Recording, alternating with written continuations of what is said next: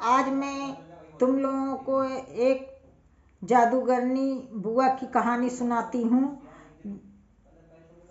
तो आप सब लोगों से नमस्ते हाथ जोड़ के मेरे चैनल को सब्सक्राइब करो, लाइक करो, शेयर करो। एक बुआ थी, जादूगरनी थी, और भाई भाभी खत्म हो गए तो भतीजा छोटा सा रहता है। अब पूरा राजकाज देखना रहता है बुआ को। बुआ भतीजे को पालती है, बड़ा करती है और उसके नाम से अपना पूरा राज देखती है, राजकाज संभालती है। राजकुमार धीरे धीरे बड़ा होने लगता है। अब बुआ को बहुत प्यार करता है, बुआ के साथ रहता है। बुआ भी भतीजे से बहुत प्यार करती है। धीरे धीरे राजकुमार बड़ा हो जाता है और उसकी शादी के लिए बर देखने के लिए लड़की वाले आने लगते हैं। अब बुआ अब सोचती है कि इसकी शादी हो जाएगी तो ये अपनी बीवी की बात मानने लगेगा तो मुझे कम प्यार करेगा, और ये नहीं रहेगा तो पूरा राजकाज मुझे मिल जाएगा, और इसकी शादी हो जाएगी तो इसके बालक बच्चे होंगे, बड़े होंगे, ये सारा राजकाज संभालेगा।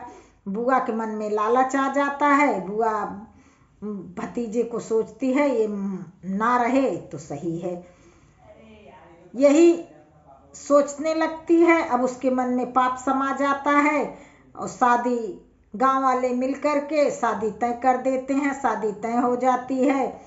अब बुआ जो है परेशान हो जाती है कि मैं क्या करूं, अब तो शादी हो जाएगी, इसकी बीवी आ जाएगी, पूरे राज की मालकिन बन जाएगी, और ये राजकुमार भी बड़ा हो गया है, समझदार हो गया, मेरे हाथ से सब कुछ चला जाएगा। बुआ बहुत परेशान थी। अब जादूगरनी तो थी ही, अब बुआ भतीजे को मारने के लिए परेशान हो जाती है। शादी तय हो जाती है। जब शादी तय हो जाती है, दूल्हा तैयार होने लगता है तो कपड़े के बीच में मक्खी बन करके जा करके बैठ जाती है कि राजा को काट लूंगी, राजा मर जाएगा। जब कपड़ा पहनाने वाला आता है दर्जी, तो राजकुमार जान जाता है कि बुआ मुझसे परेशान हो गई है, अब मेरी शादी नहीं होने देगी। राजकुमार कहता है कि दर्जी मुझे कपड़े मत पहना, नहीं तो इसमें मेरी बुआ जादूगरनी मक्खी बन के बैठी हुई है और मुझे काट लेगी, मैं मर जाऊंगा।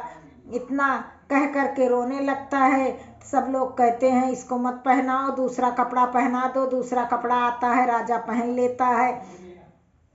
मोर आता है लगाने के लिए शादी में, तो माली लेकर के आता है तो बुआ मोर में जा करके बैठ जाती हैं मक्खी बन करके कि काट लूंगी, राजा मर जाएगा।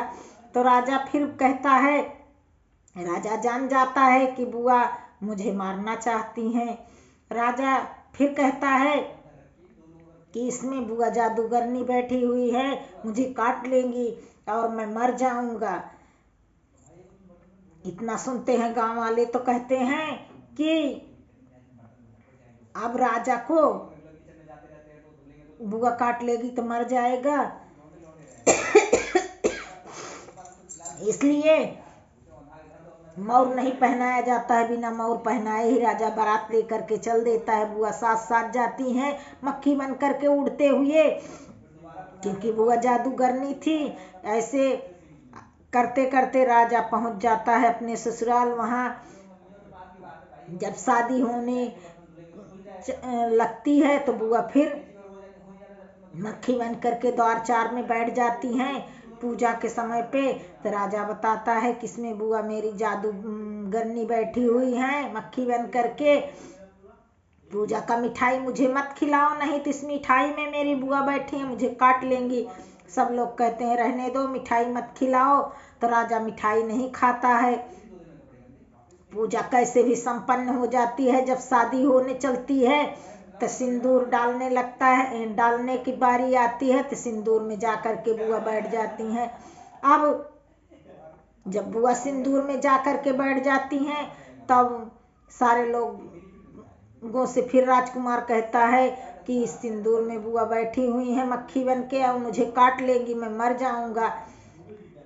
तो तुम्हारे घर में फिर लाश हो जाएगी, फिर मैं मर जाऊंगा तो किसके साथ अपनी बेटी की विदाई करोगे। तो वहाँ दूसरा सिंदूर आता है, वही राजा रानी के मांग में डाल देता है, शादी संपन्न हो जाती है। तो वहाँ का प्रथा था कि जब शादी हो जाती है तो रानी और राजा, दूल्हा और दुल्हन एक साथ एक कमरे में रहते हैं। तो इसलिए दूल्हा और दुल्हन को रात में एक कमरे में रखा जाता है। बुआ परेशान थी, राजा ने राजकुमारी से बताया कि रानी, मेरी बुआ मुझे मारना चाहती है और मार करके पूरे राज्य पे कब्जा करना चाहती है। इतना सुनती है रानी तो रानी कहती है कि ठीक है, जब तुम्हारी बुआ तुम्हें मारना चाहती हैं तो मेरे पिताजी से सुबह जब खिचड़ी खाने बैठना तो मेरे पिताजी से कहना कि मुझे चाहे कुछ दे या ना दे, एक जो पलंगा होता है, एक पलंग देंगे। पलंग है मेरे घर में, उसमें चारों तरफ चिड़िया बैठी हुई हैं। वही पलंग जादूगर वाली पलंग है, मेरे पापा के, किसी को देते नहीं, उस पर मेरे पापा सोते हैं। लेकिन तुम मांग लेना, 3 बार वचन ले लेना, जो मांगूंगा दूंगा, दोगे, जो मांगूंगा दोगे। मेरे पापा जब हाँ बोलेंगे तो वही पलंग मांग लेना, तो तुम्हें कभी भी बुआ मार नहीं पाएगी। राजकुमार कहते हैं ठीक है। जब खिचड़ी खाने बैठते हैं सब लोग बोलते हैं क्या लोगे, क्यों नाराज हो, क्या माँ चाहिए तुम्हें। तो राजा कहते हैं कि मुझे वही चिड़िया वाला पलंग चाहिए। इतना सुन करके लड़की के पिता बोलते हैं कि बेटा, मैं उसको किसी को नहीं देता, लेकिन तुम्हें मैं 3 बार कह चुका हूँ, तिरवाचा धरा लिए हो कि दूंगा तो मैं तुम्हें पलंग दे देता हूँ। पलंग दे देते हैं। पलंग ले करके राजा रानी की विदाई करवा करके अपने घर चले आते हैं।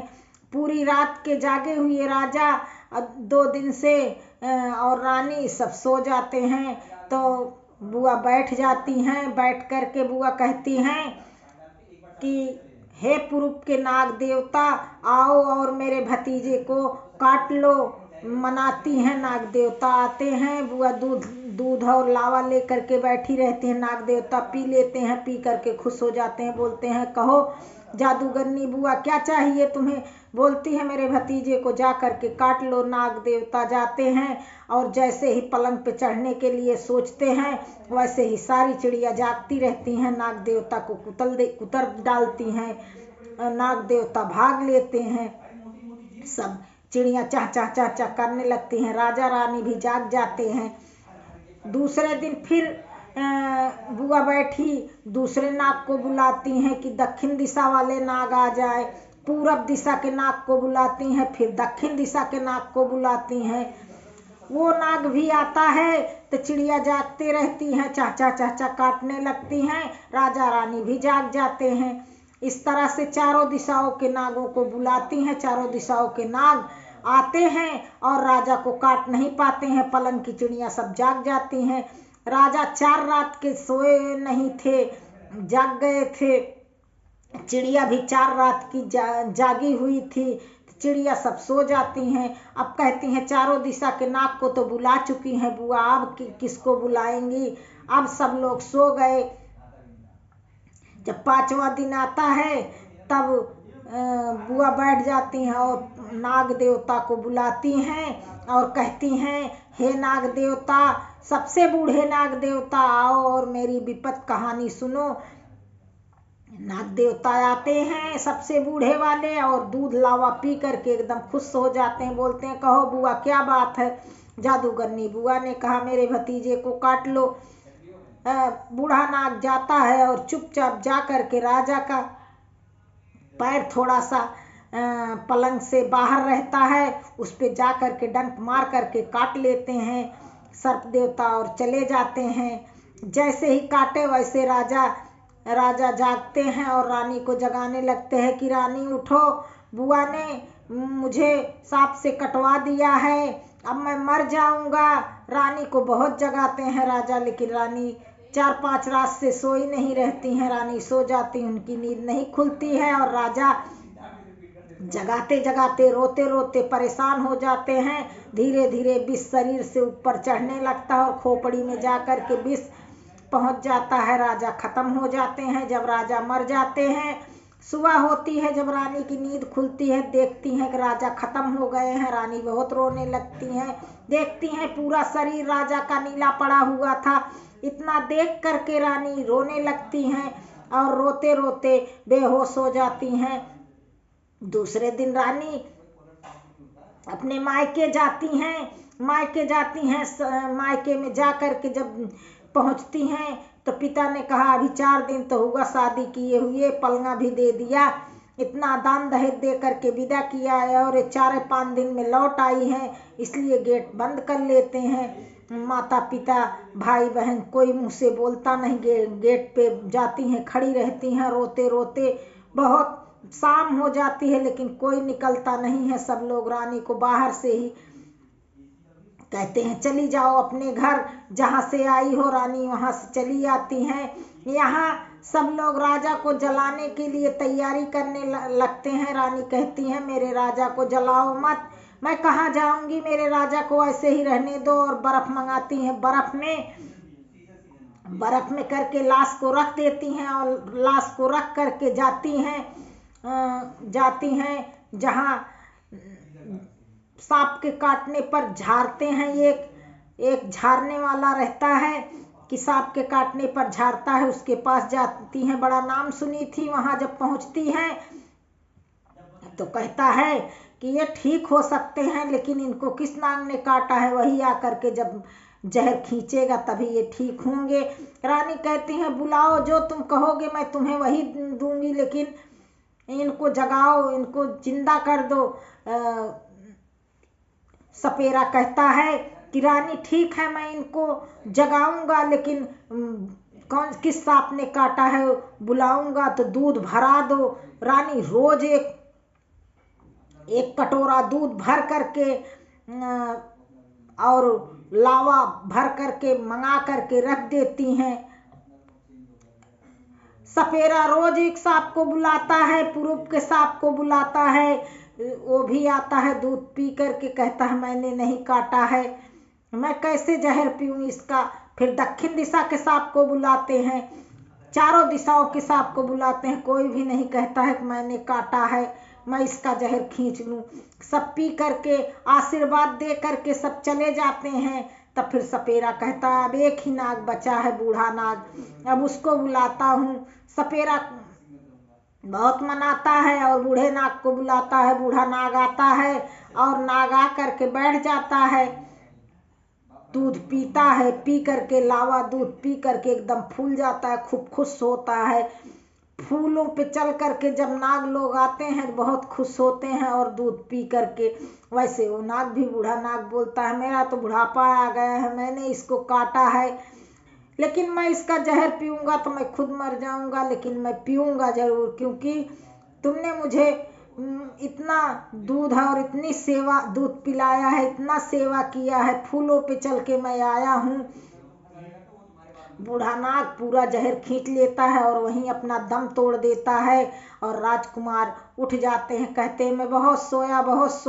रानी कहती है नहीं राजा तुम सोए नहीं हो, मैंने क्या क्या कष्ट नहीं उठाया, तुम्हें कैसे कैसे तुम्हें जिंदा किया है। फिर राजा देखते हैं कि मैं कहाँ पर हूँ, सपेरा मुझे जिंदा किया है। फिर राजा को पूरी बात याद आती है, कैसे सांप आ करके काट करके मुझे चला गया था।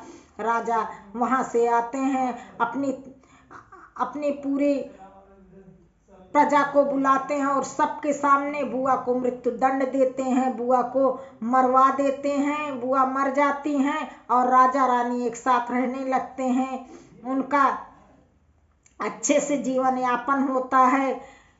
इस तरह से कहानी खत्म हुई। तो कैसी लगी कहानी आप लोग बताना हमें कमेंट करके।